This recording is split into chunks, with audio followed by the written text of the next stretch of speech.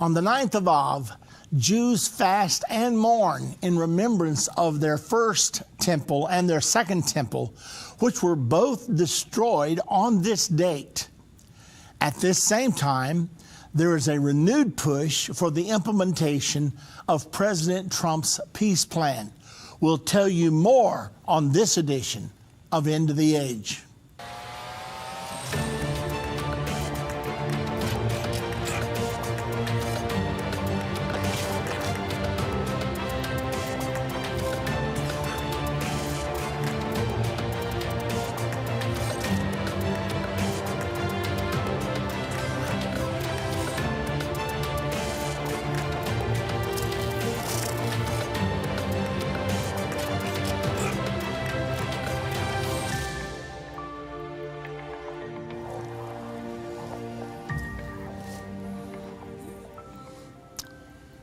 Well, today is the 9th of Av in Israel.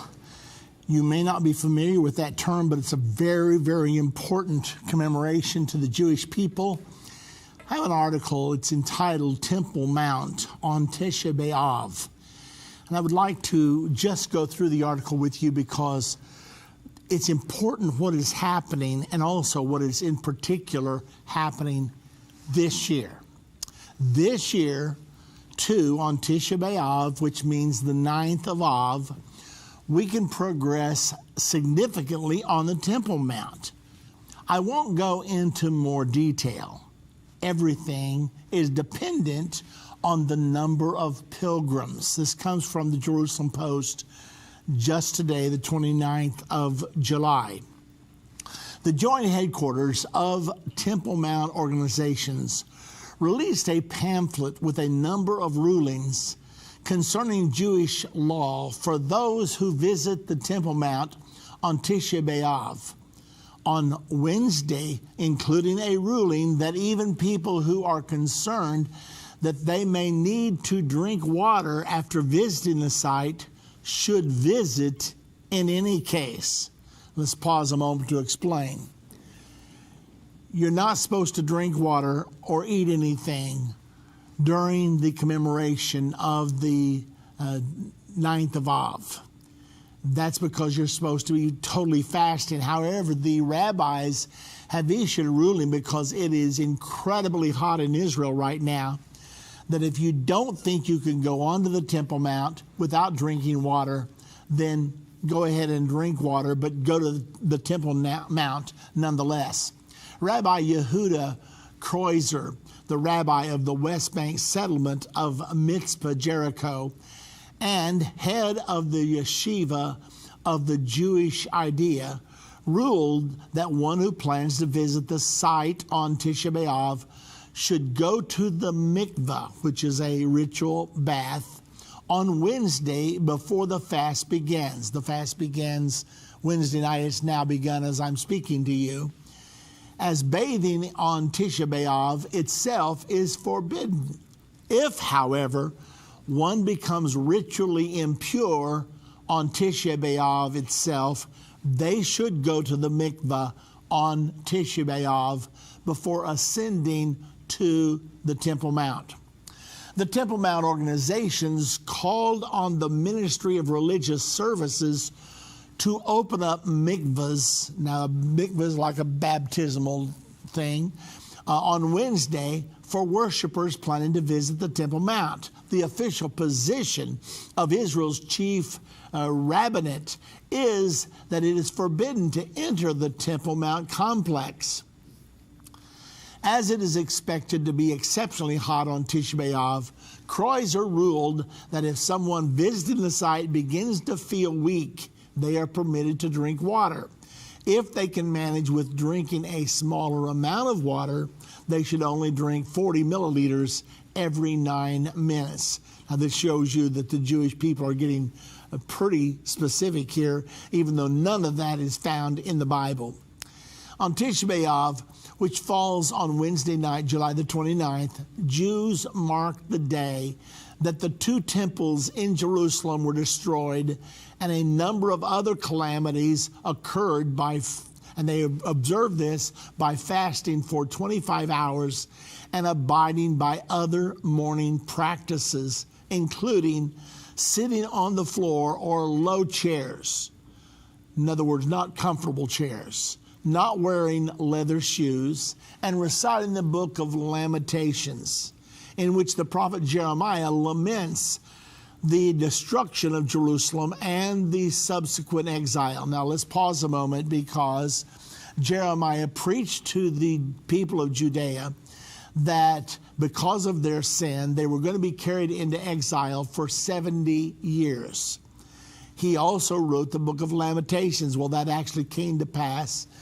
It was in 586 BC that Nebuchadnezzar, king from Babylon, destroyed the city of Jerusalem and also destroyed Solomon's beautiful first temple and carried the people away into Babylon for the next 70 years.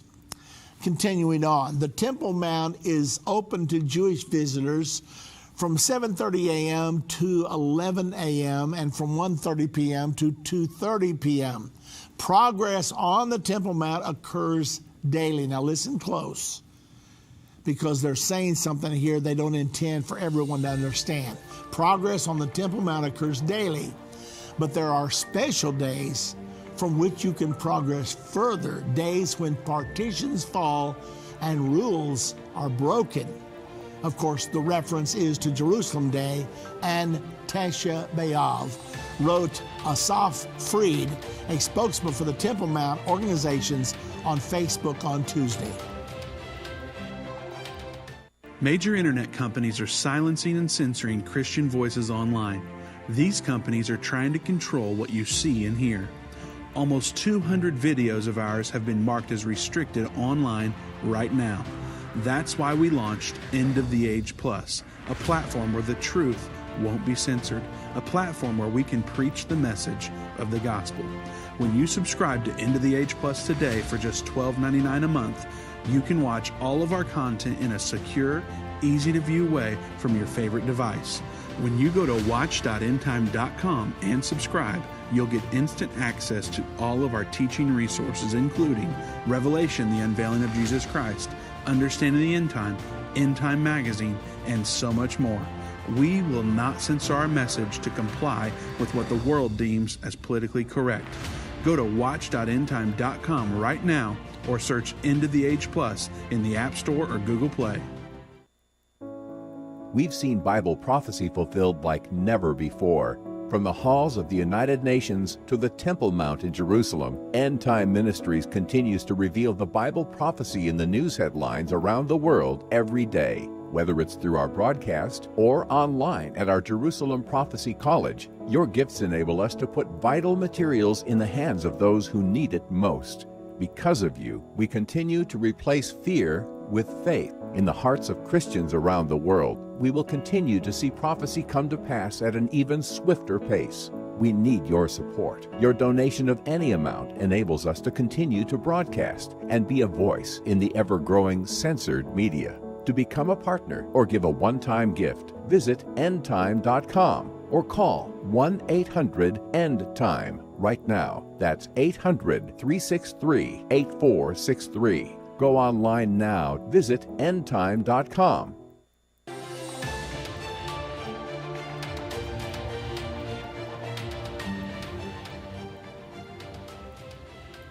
Let me pause to remind you that we are living on the brink of the greatest prophetic fulfillment in 2,000 years.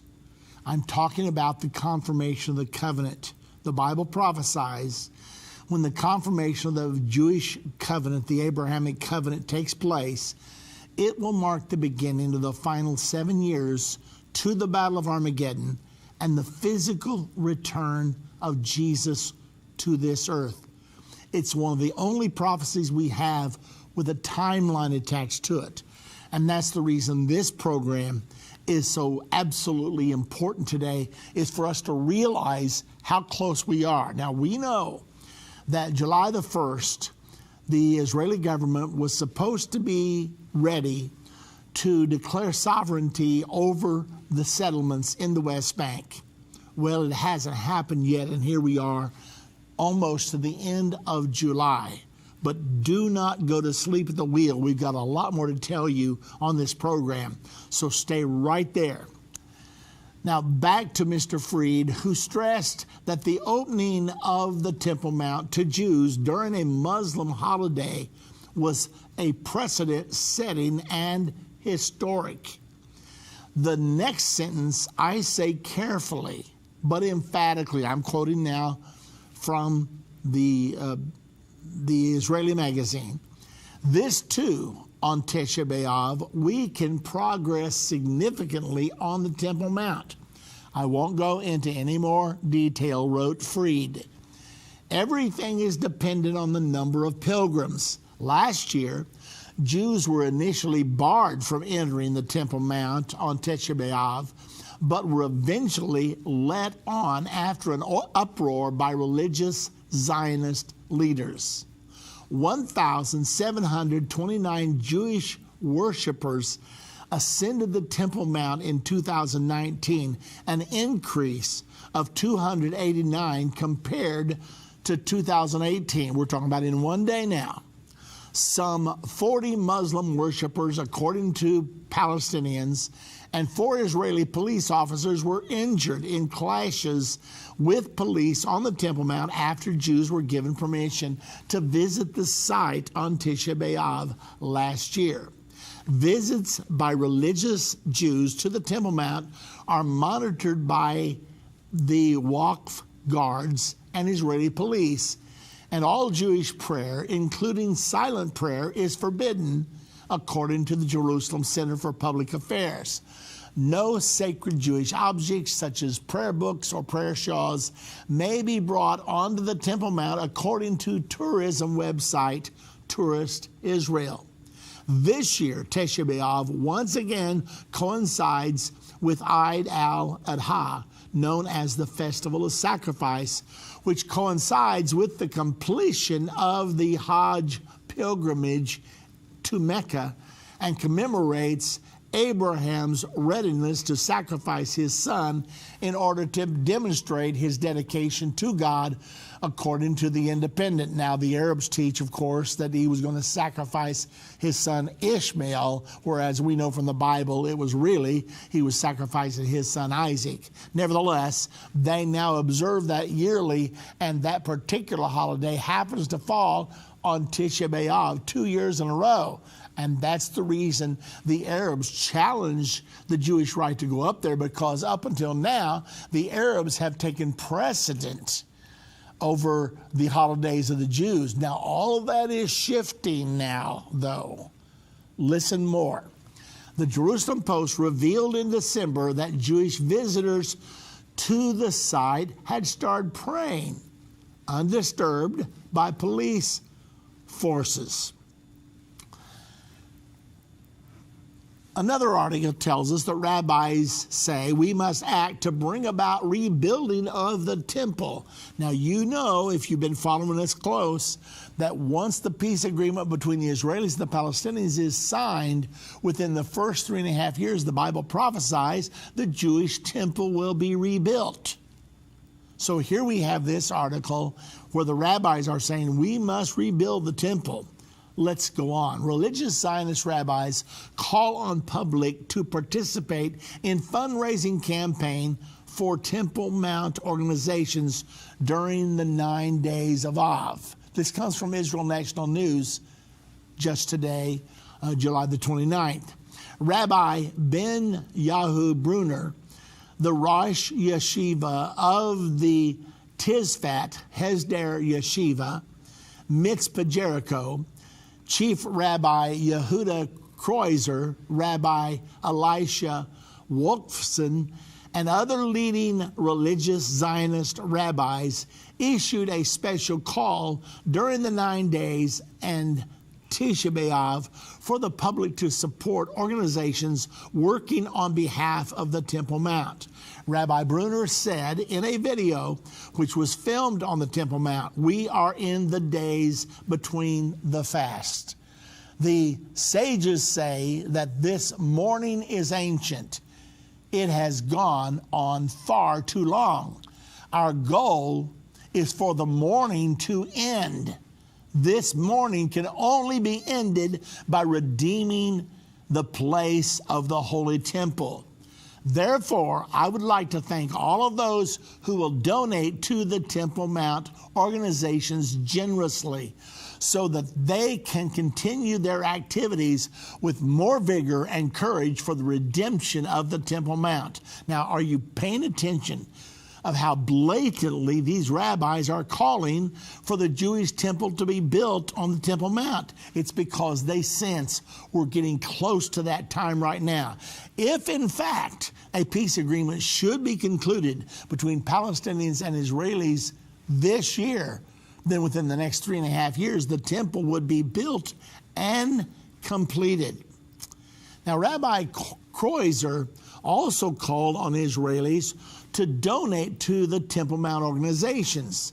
The temple will be built with deeds by going up on the mountain, studying matters related to the Holy Temple, and practical lessons on how to actually build the temple.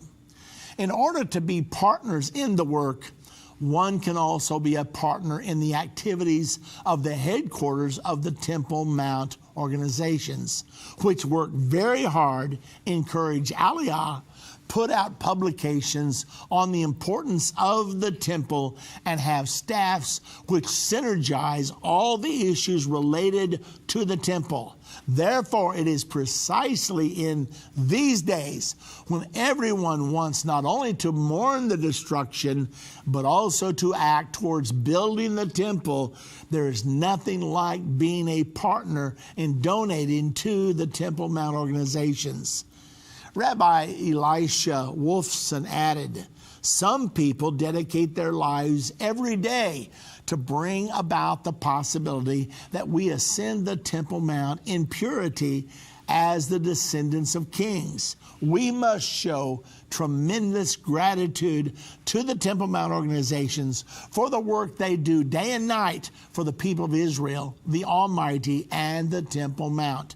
Anyone who gives of his money to this great cause is praiseworthy. All who long to be close to God, be strong and of good courage." The campaign was launched last week to raise money for the Temple Mount organizations during the 9 days, the period of mourning for the destruction of the Holy Temple and Jerusalem. So far, the campaign has raised half of the targeted amount. The Temple Mount organizations released a statement saying that it is time to respond to the call of the great rabbis and open our hearts so that we can continue to work with dedication for the house of God and the Temple Mount. Thanks to the headquarters activity in recent years, the number of Jews visiting the mountain has doubled and even tripled. The police treat Jewish visitors with politeness, and today the police even allow people to hold silent prayers on the Temple Mount, which until a few years ago would have seemed like a mere dream. Help us so that we can continue this blessed work. Now we're switching gears because I want to tell you the latest thing happening with Prime Minister Netanyahu and Secretary of State Pompeo. Pompeo put Trump peace plan back on the table. However, they notably did not mention any timeline for Israel to apply sovereignty to parts of Judea and Samaria as the plan allows. This comes from the Jerusalem Post today, July the 29th. After weeks of silence on U.S. President Donald Trump's peace plan, Prime Minister Benjamin Netanyahu and U.S. Secretary of State Mike Pompeo put it back on the agenda in their remarks to the relaunch of the Knesset Christian Allies Caucus for the 23rd Knesset on Tuesday, which of course would have been just yesterday from the time of this recording. However, they notably did not mention any timeline for Israel to apply sovereignty to parts of Judea and Samaria as the plan allows. Listing the Trump administration's accomplishments In the U.S.-Israel relationship, Pompeo said, "We champion the president's vision for peace. It's the best and most realistic path forward to end the bloodshed between Israel and the Palestinian people and achieve enduring security, freedom, and prosperity for both sides." Other Trump policies Pompeo listed were moving the U.S. Embassy to Jerusalem, recognizing Israeli sovereignty over the Golan Heights, and telling the truth that Israeli civilian settlements in the West Bank are not per se inconsistent with international law.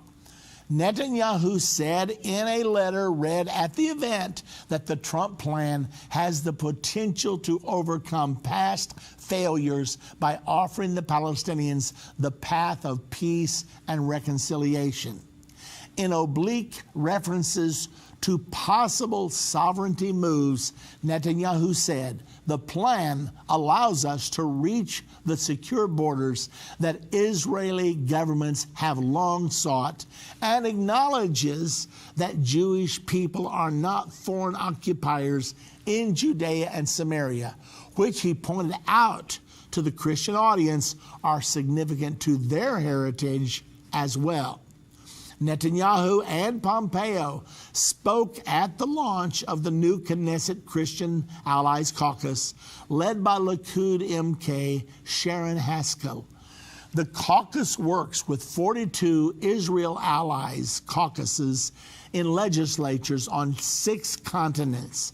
MKs from 7 parties joined the caucus that emphasizes the importance of strengthening Christian support for Israel. Pompeo, a former member of the Congressional Israel Allies Caucus, touted that support in his remarks in a video message filmed in advance, in which he said, "Christian support for Israel in the U.S. is both morally right and absolutely indispensable. It's strong in both our nations and it's not going anywhere." Netanyahu said his government is dedicated to working together with our Christian friends from across the globe to further enhance the partnership between us. He also urged Christian lawmakers around the world to follow the American example and move their embassies to Jerusalem. One more article you need to hear from. Israeli Defense Forces officials to the U.S. Congress. Trump plan critical to Israel's security. In letter to both chambers of our Congress, some 1,000 security heavyweights wholeheartedly endorse Trump's vision for peace and call for applying Israeli sovereignty to key areas in Judea and Samaria, citing the move's great contribution to both Israel and the U.S. This comes from Israel Hayam 7/29/20.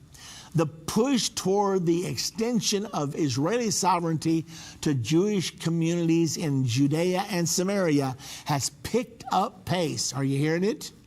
In recent days, after a group of Israeli security experts sent a letter to all U.S. senators and House of Representatives stressing their support for the move. The group, known as Habithonis Protectors of Israel, comprises more than 1,000 former Israeli Defense Forces officials, including some who took part in major battles, as well as former members of other security agencies.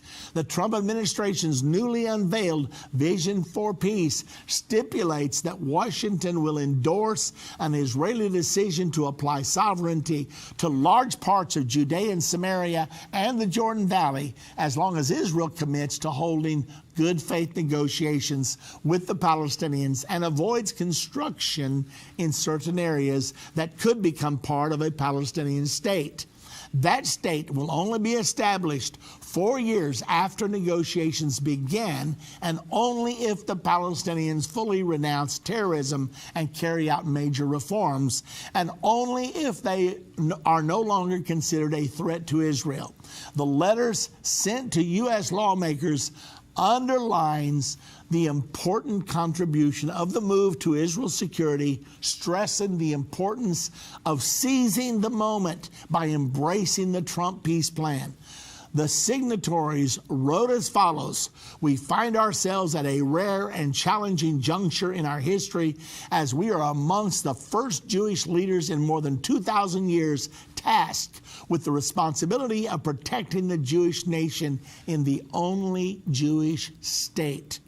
We have returned to our historical homeland, the only land that has ever served as the place of Jewish sovereignty. And we are charged with ensuring that the Jewish people will not be exiled again. The vision for peace to prosperity acknowledges this history and this mission and provides a roadmap that will enable our flourishing Jewish and democratic state to reconnect with our roots in a manner that transcends mere physical security."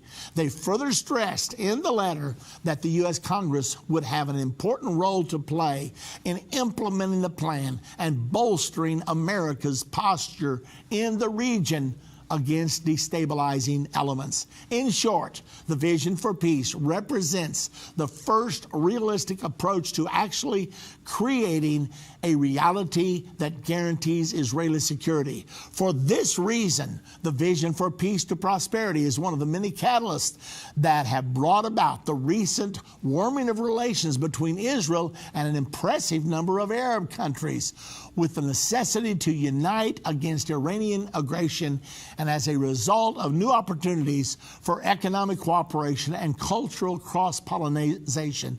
It has become clear that these countries will no longer allow their desire for strengthened ties with Israel to be impeded by Palestinian obstinance. Ladies and gentlemen, what you're hearing right now is the precursor to the peace agreement that the Bible says will mark the beginning of the final 7 years to Armageddon. Is it going to happen? You better believe it. It's prophesied in the Bible. The prophecies always come to pass. For more information, enroll in the Jerusalem Prophecy College, JerusalemProphecyCollege.com. You need to do it. It'll help you. Move Mountains with Irvin Baxter. This book by Irvin's grandson provides 30 days of devotion that will enhance your relationship with God and others. Authentic illustrations from early morning devotions at Endtime will help you find your purpose and eliminate fears. Commit to taking this 30-day journey and experience real life change. Get your book for only $14.99. Call 1-800-363-8463 or go to endtime.com/move. I have left a piece of my heart in Israel and her people. We would like to thank Endtime for doing such an awesome job with our Israel tour. We marvel at your team keeping the time schedule, keeping everyone comfortable, the wonderful driver, the brilliant guide, the entire tour program, good hotel choices, and stellar food. We had the privilege to rub shoulders with Pastor Baxter, listen to his current teachings, and had some interesting questions answered so eloquently. He is wonderful. Helene from Australia. Experience the Holy Land in the most amazing way. Join Irvin and Judy Baxter for our upcoming Israel tour. For more information, go to endtime.com or call 1-800-ENDTIME. That's 1-800-363-8463. If your station only carries the first 30 minutes of End of the Age, go to endtime.com and click the watch button to continue today's broadcast. You can also finish up later by clicking the archive button.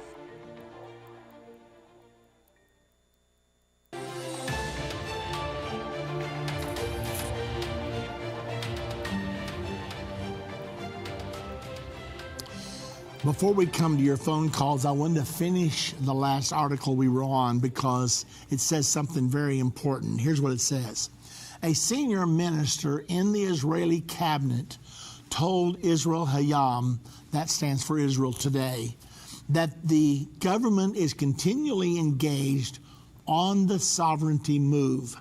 This has not been shelved, the minister said in a closed meeting, adding that the Trump administration has been busy dealing with the coronavirus pandemic and hence has yet to finalize its stance on the matter. The administration has not said no, but it has yet to say yes. So there is still no official decision. The minister said that it was likely that Israel would be asked to make symbolic gestures toward the Palestinians in order to mitigate the international criticism over the move. That last statement, America has not yet said no, but they've not yet said yes. President Trump has been so busy fighting the coronavirus. It has been such a plague on our nation that apparently he has delayed moving forward with this decision. It could happen quickly.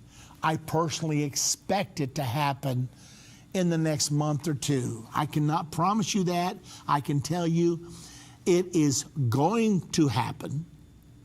I cannot always tell you for positive when, but it looks like it's imminent. I know the people of Israel want this deal to happen before the American elections on November the 3rd, and I think that's quite likely for it to happen. So this is going to be a huge development. It is going to be a prophetic fulfillment. Jesus prophesied that the area of the West Bank called Judea would be under enemy control, but yet Jews would be out there living amongst Israel's enemies. And they would live that way during the first 3.5 years. Then, when we reach the halfway point, something is going to develop that's going to enrage the enemies of Israel, and they will begin to slaughter the Jews that live amongst them. Jesus said, if you're amongst that number living out there, when you see the abomination of desolation, which signals the halfway point of the final 7 years, then let those of you that live in Judea, Jesus specifically prophesied it, run for your life. If you're on your housetop, don't even come down into your house to grab your things. If you're in the field, don't return back to get your billfold. Run for your life, because then will be tribulation, such as never has been before, nor ever again shall be. So here we are, very close to the beginning of the 7 years. And we can see all of the conditions for this prophetic fulfillment being set up right now. Ladies and gentlemen, do not go to sleep at the wheel, because we live right now in the end time. Now, when I say that, I had a letter from a nice lady this week, and she thought I was misspeaking. When I say end time, I'm talking about we're very close to the wrapping up of everything. That's what we mean by the end time, the end of the time of human government and the beginning of the kingdom of God. That's what we mean when we say that. We are in that time right now, and we could certainly enter the final 7 years this year or next year. We just got to wait and see how all that unfolds. We'll keep you posted, so stay tuned. We're going to get to the phones now, and we're going first of all to Michigan. Pat is calling from Michigan. Hello, Pat. Hi, Brother Baxter. I have a real quick question. I'm reading the Reese Howells Intercessor book. And one thing, he was a great intercessor during World War II particularly, but one statement really caught me off guard. And he made the statement that the scriptural prophecies, such as the reestablishment of Israel, have to be prayed in. And it caught me because there's so many, thus saith the Lord, that I doubt that they were all prayed in. Could you comment on that, please? Well, your question is a good one. Do you remember when the Jewish people were down in Babylonian bondage during the time of Daniel? Do you remember that he said he understood by the reading of books the 70 years prophesied by Jeremiah? And he noted that they were about a year or so, it was imminent. and he set his face to pray and seek God. And he fasted and prayed for 21 days.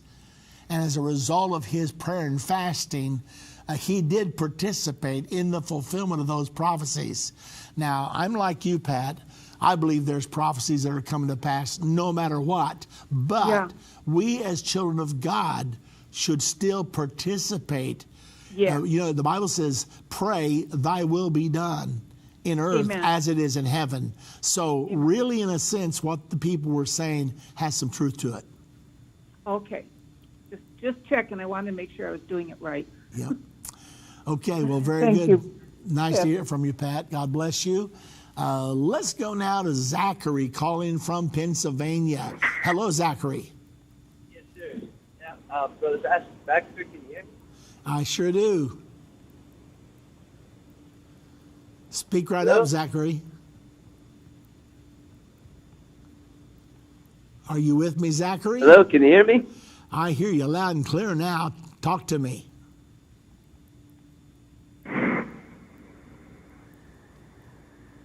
Brother Baxter? Yes, I hear you well, Zachary. Talk to me. Okay, apparently we're having some technical difficulties with Zachary. If we can go back to him, we will later. Let's go ahead to our next caller. Brandon is calling from Missouri. Hello, Brandon. Welcome. Hey, Irvin Baxter. How you doing? I'm doing wonderful. Thank you very much. So I know you've been keeping up with the temple and stuff. So I was wondering if you've heard anything new about the red heifers from today. Because I know on the 19th or sometime before then that you were talking that they're going to have the final evaluation today. So I was wondering if you've heard anything about it. Well, I don't remember saying they would have the final evaluation today. I don't know whether Dave said that. Maybe he knew something I did not know. They did have the final check back in June. They had a check back in June saying that they were going to have one more final inspection to make sure that the red heifers were in fact qualified. So I've not heard anything whether they had that final inspection or not. However, according to all the articles, they're supposed to, the two red heifers they have will be qualified for offering on the 29th of this month, 29th of August. Now, whether they'll do it on the 29th or not, I do not know. But I do know that's when... This month. I got mixed up with this month. Yeah, the 29th of August, they're supposed to, the rabbis are supposed to inspect them one more time to make sure they're qualified, and then the 29th of August is when they would be able to offer them. Okay, thanks. Do you think that the peace treaty may be in the UN Assembly this September, where all the UN officials gather together? Well, you know, Brandon, the coronavirus has turned everything on its head, and the UN is not going to hold its meeting this year because of the coronavirus. They're going to try to meet virtually using Zoom or some other technology. So that's changing everything. We can't really predict exactly how it's all going to turn out right now.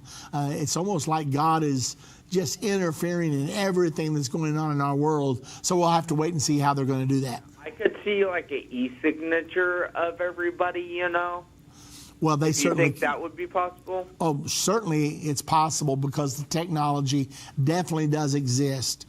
But whether that actually happens or not, you know, Brandon, I think that President Trump would love to work behind the scenes and get the Palestinians on board as well as the Israelis and make one big announcement for them both. But is that going to happen? I do not know that. I do not have private information that they've actually got that going. But if they could do that, President Trump would love to do that, and he would certainly like to announce a Middle East peace agreement between now and the election time, because that would virtually assure his reelection.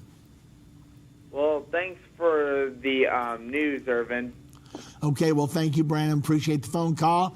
And let's go now to Alabama. Monty is calling from Alabama. Hello, Monty. Hello, Pastor Irvin Baxter. How you doing today? I'm doing just wonderful. Thank you, Monty.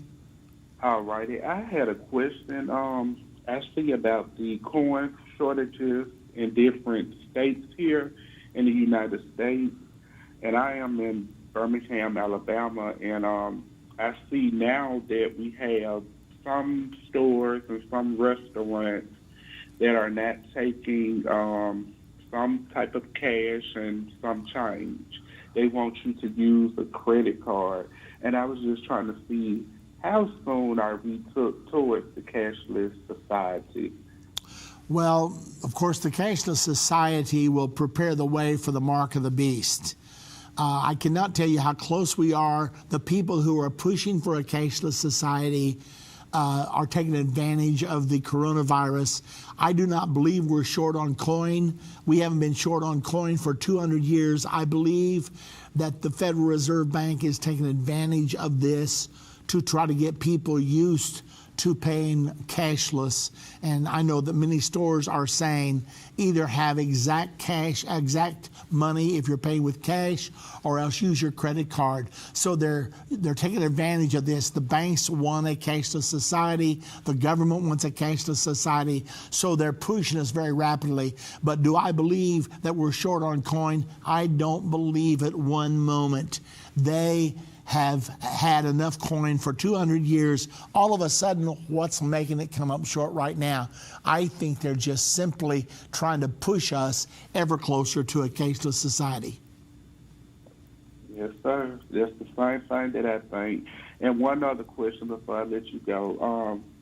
With that being said, I was listening about the peace treaty agreement.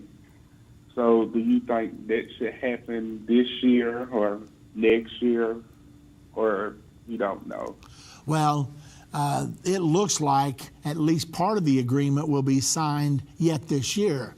It could happen within a month or two, because part of the agreement calls for Israel to actually annex the settlements, the Jewish settlements that are in Judea, Samaria, in the West Bank area. And Netanyahu certainly wants that to happen. He campaigned for it in the last 3 elections vigorously, and so he wants it to happen. However, the coronavirus has sort of put everything on hold. If they can get a little bit of daylight between them and the coronavirus, I am expecting them to go ahead and annex. Like I said in an earlier article today, it is being said that the Trump has not yet given the nod to go ahead or said don't do it right now. Neither of those things have happened. They're just sort of on hold right now until they're ready to pull the trigger. So we could see that happen within the next month or 2 months. We'll have to wait and see. Yes, sir. Okay, if you're on hold right now, stay right there where you are. You're listening to End of the Age. I mean, prophecies being fulfilled all around us. If you've never become a partner with Endtime Ministries, we would really appreciate it if you would join us. We need to escalate everything. So become a partner if you can. Just call 1-800-ENDTIME. Most of us walk around day by day blind to the prophecies being fulfilled right before us. Every news report brings a new piece to the puzzle in the race towards the final 7 years and the second coming of Jesus Christ. Now, more than ever, it is important for God's people to understand the times in which we are living. On November the 12th, 2013, we opened our Jerusalem Prophecy College in downtown Jerusalem. These same courses are now available online for people who are unable to attend the classes in person. We welcome students to join us and discover the link between current events and the prophecies of the Bible. Take your place in the prophecy of Daniel 11:33. Enroll in the Jerusalem Prophecy College today. Go to JerusalemProphecyCollege.com.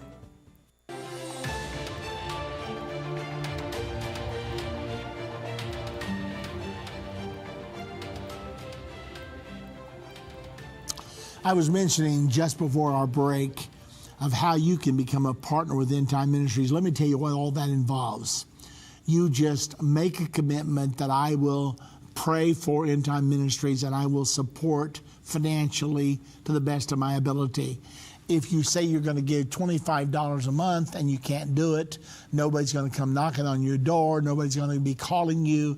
That's just you saying, this is, if God blesses me, this is what I'm going to do. And so we would love for you to be a partner. Now, what do you receive in return? I write a special letter to our partners every month.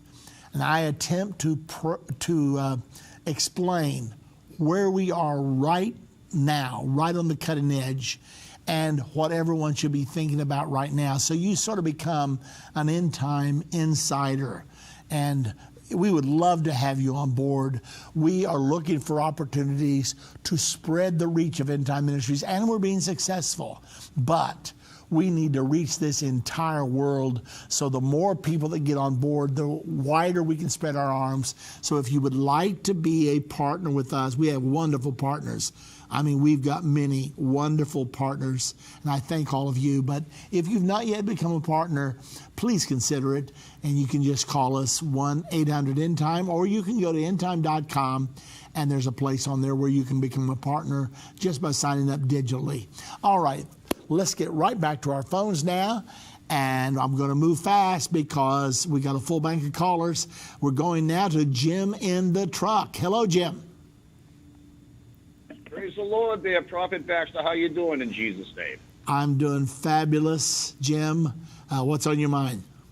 I got two things. Number one thing is there's a video that just came out yesterday about a group of doctors talking about the coronavirus, and it's good news because the one woman from Africa, she was saying that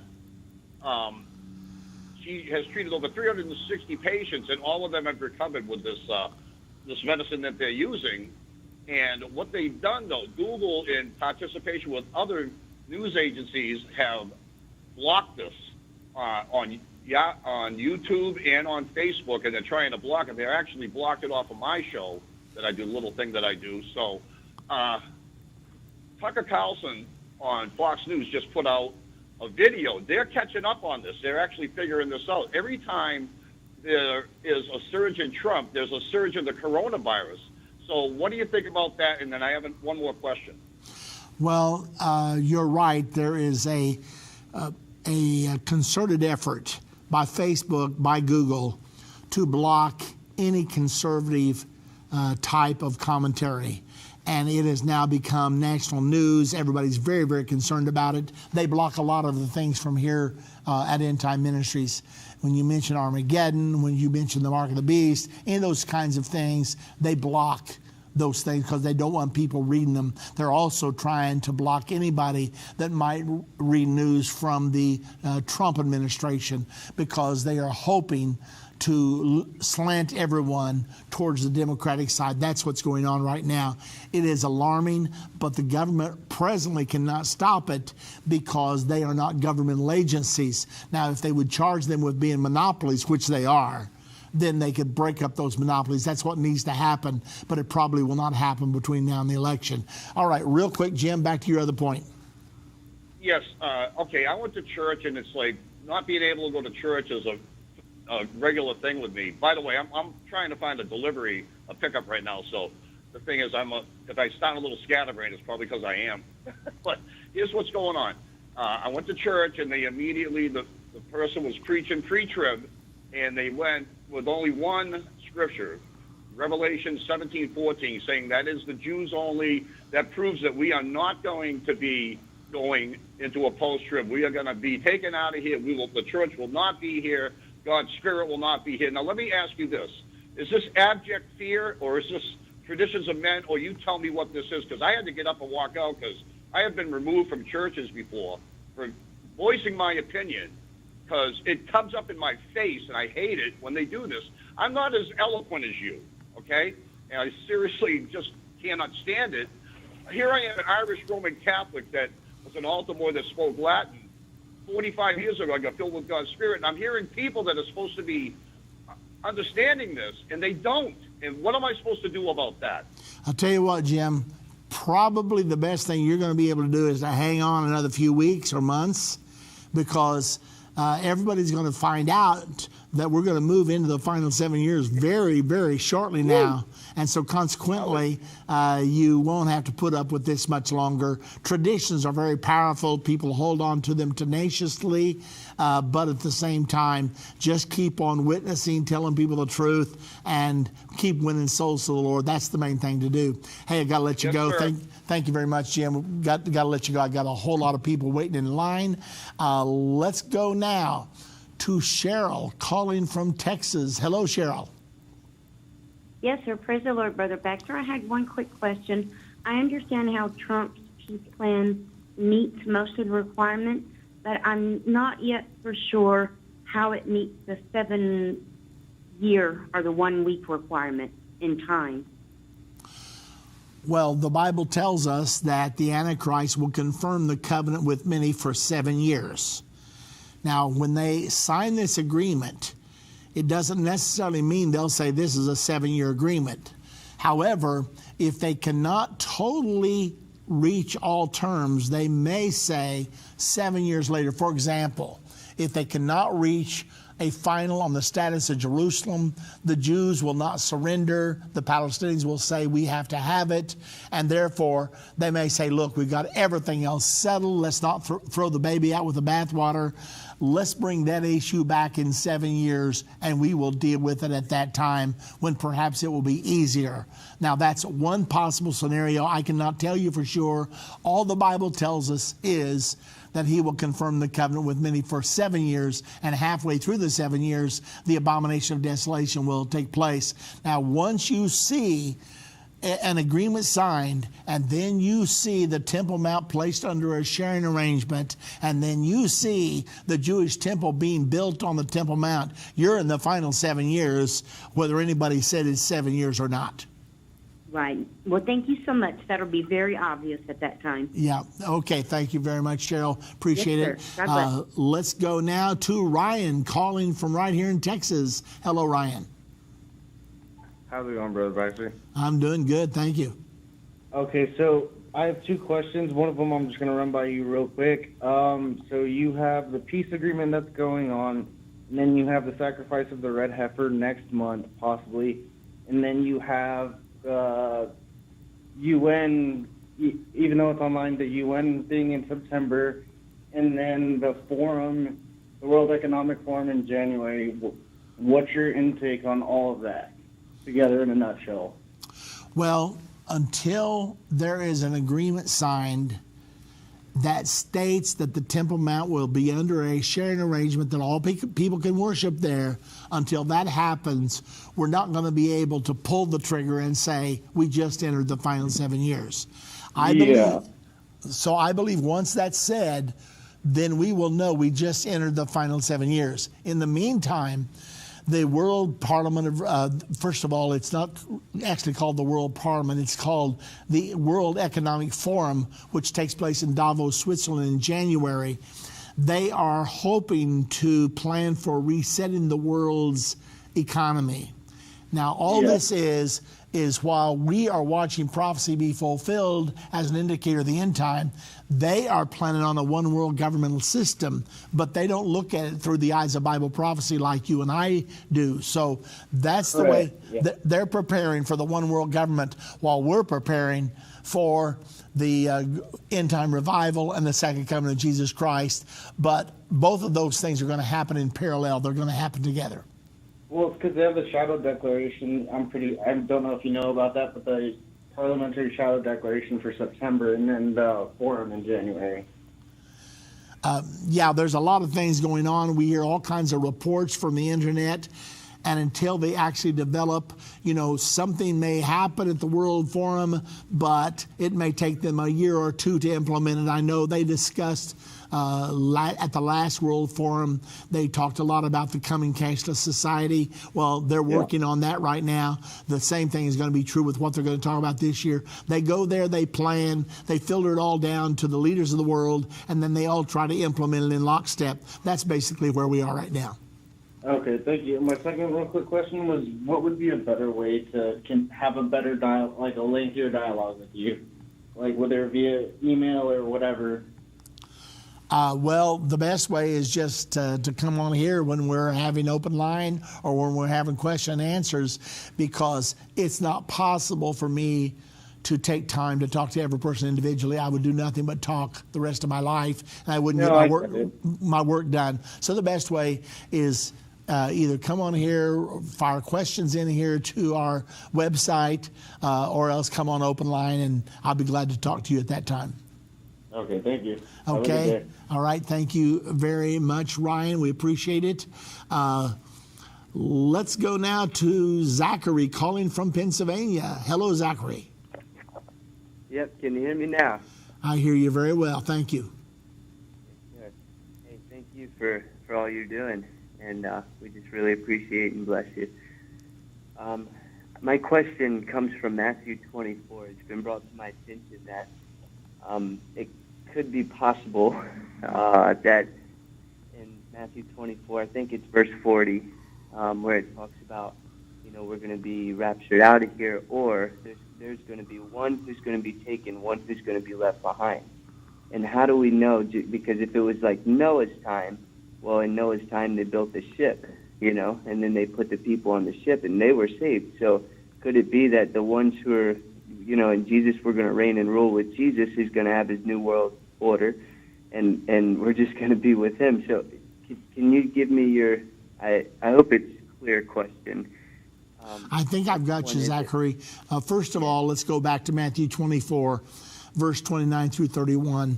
It talks about the Lord sending his angels with the sound of a great trumpet, and they will gather his elect from the four winds of heaven. Then it goes on to tell a parable about the fig tree budding, and then by the time you get after that, it says that two will be in the bed, one shall be taken, the other left. Two will be grinding at the mill, the one shall be taken, the other shall be left. And then it says, be ye also ready, for in such an hour as you think not, your Lord doth come. That's the emphasis of the rest of the chapter. And that is, you've got to be ready, because if you're not ready, you're going to be left. And you want to be among those that are taken. That's all commentary about the rapture that happened in verse number 31. All of that. So what's critical is one shall be taken, the other will be left behind. Two will be grinding at the mill, one will be taken, the other shall be left. That means one will make the rapture, the other will be left behind and will not make the rapture. That's what that's talking about. Okay, so you believe mostly that we're going to be raptured up instead of Jesus' kingdom coming here and us doing life, and then him separating the tare and, putting them where they need to go. No, I believe that when Jesus comes to fight the battle of Armageddon, we will be caught up to meet him in the air. And then when we're caught up, we will have been changed from mortal to immortality. We will then go with him to the Mount of Olives, to the Battle of Armageddon. And at that time, Satan will be defeated, put in the bottomless pit. The Antichrist, the false prophet, will be destroyed. And we will crown Jesus Christ, King of Kings and Lord of Lords. And it will be at that time that Jesus will make the determination who will continue as mortals into the millennium. And then we will rule and reign as kings and priests with him. Totally out of time. Thanks to all of you that participated. God bless you, and we'll see you tomorrow. This has been End of the Age, brought to you by the faithful partners of Endtime Ministries. If you're not currently a partner with Endtime Ministries, or if you would like more information, we invite you to call us at 1-800-ENDTIME. That's 1-800-363-8463, or visit us online at endtime.com. Thank you for watching. If you liked this video, subscribe to our YouTube channel and like our Facebook